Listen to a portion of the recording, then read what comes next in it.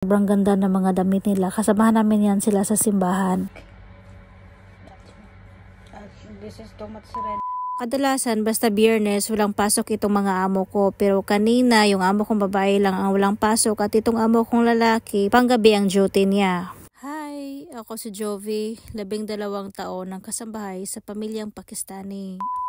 6 o'clock pa lang ng umaga ay gising na ako. Naglinis ako sa sala, sa kwarto namin ng alaga ko at pagkatapos naglaba ako. Kalagitnaan ng paglalaba ko ay dumating itong amo kong lalaki kaya sabi ko ay tatapusin ko lang ang lalabahin ko tapos magluto na ako para sa agahan namin kasi yung amo kong babae at saka yung alaga ko ay natulog pa. Pagkatapos ko naglaba ay pumunta kagad ako dito sa kusina pero nakita ko itong amo kong lalaki nagluluto na pala siya. Nag-prepare na siya para sa agahan namin kasi nagutom na pala siya galing night duty ba. Ang niluto niya ay beans, tawag daw sa mga Egyptian ito or mga Arabic ay full ba yun? Basta yun na yun yung sabi ng amo ko. Mabilis lang man siya lutuin para nagluto ka lang ng sardinas pero masarap ito kasi marami mga spices yung nilagay ng amo ko dyan. Gumawa na din ako ng tsaa at hindi pa natapos yung tsaa. Ginising ko na yung amo kong babae at saka yung alaga ko. Itong hawak ko ay olive oil pero nilagay namin sa water bottle kasi yung lagayan namin sa olive oil ay hindi masikip yung takip ba kaya nilagay namin sa water bottle. Mga 8:30 ay kumain na kami at habang kumain kami sabi ng amo kong babae ay magpalagay daw siya ng oil sa anit niya kaya sabi ko pagkatapos namin kumain ay lalagyan ko siya kaagad kasi magluto kami ng alaga ko pagkatapos. I told you. No need.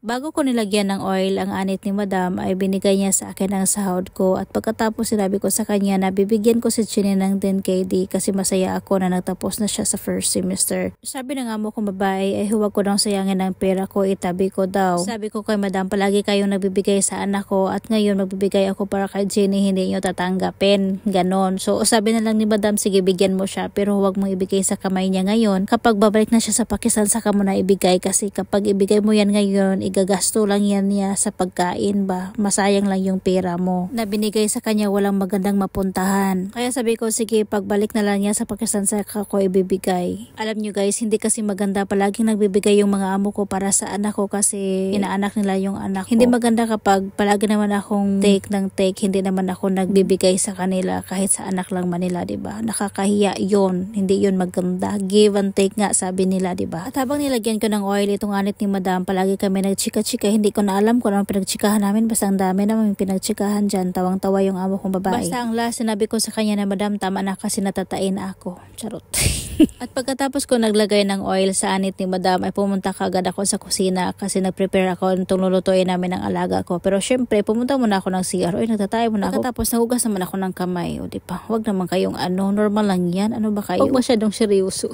Moton meat ang lulutuin namin ng alaga ko at syempre lagyan namin to ng maraming patatas kasi paborito namin ang patatas kapag ganito. Mas paborito namin ang patatas kaysa sa karne. O diba? Habang nag-prepare ako dito sa kusina, yung alaga ko naman nag-prepare para maligo kasi mamaya magsisimba kami. Kanina habang nagbalat ako sa sibuyas, pinuntahan ako ng amo kong babae. Sabi niya magawa din daw ako ng lasi, yogurt at saka tubig ba kasi nauhaw daw siya. Kasi ngayon guys, as in sobrang init dito kaya sabi ng amo kong babae lagyan ko daw ng konting asin at syempre lagyan namin ng chia seed. Maganda daw to pang patanggal sa taba. Ano ba yan? Basta masarap daw yan. At nandito na ang alaga ko kasi siya yung maglalagay ng spices at nandito din yung amo kong babae, hindi lang makita sa camera kaya hindi maganda yung aura ng alaga ko dyan kasi palaging sinabi ng amo kong babae, dagdagan mo pa lalo na ang chili powder, damihan mo kasi masarap yung medyo maanghang. At ayaw ng alaga ko sa maanghang kaya konti lang yung nilagay niya. Kaya ako naman ang sinabihan ni madam na dagdagan ko daw yung chili powder kasi konti lang daw yung nilagay ng alaga ko. O diba? Walang nagawa ang alaga ko kasi dinagdagan ko talaga ng chili kasi utos ni madam. Nung umalis na silang dalawa sa kusina ay saka pa ako gumawa nitong lasi. Nilagyan ko ng asin kasi mas masarap siya kapag may asin. Marami yung maubos mo nito kapag meron siyang konting asin at maganda talaga siya. Palagi kang maiihi nito. Pagkatapos medyo danghag manta ay nausik.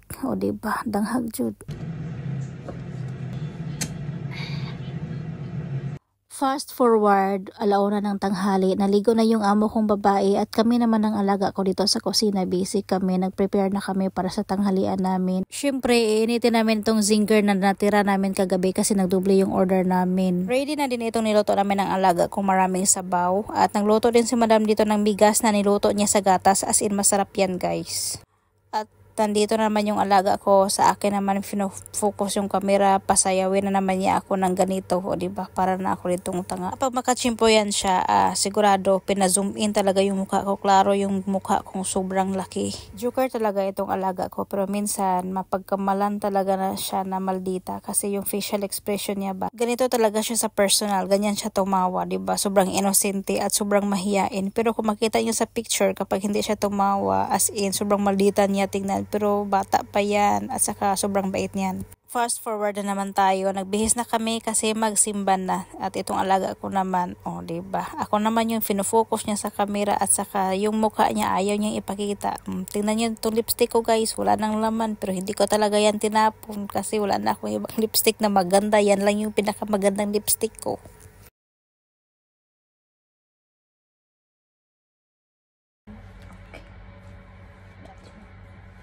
This is too much red. Where is the blush? Ready na po. Lipstick. Papunta na kami ng simbahan at ang panahon namin ngayon ay mainit at saka malikabok kunti.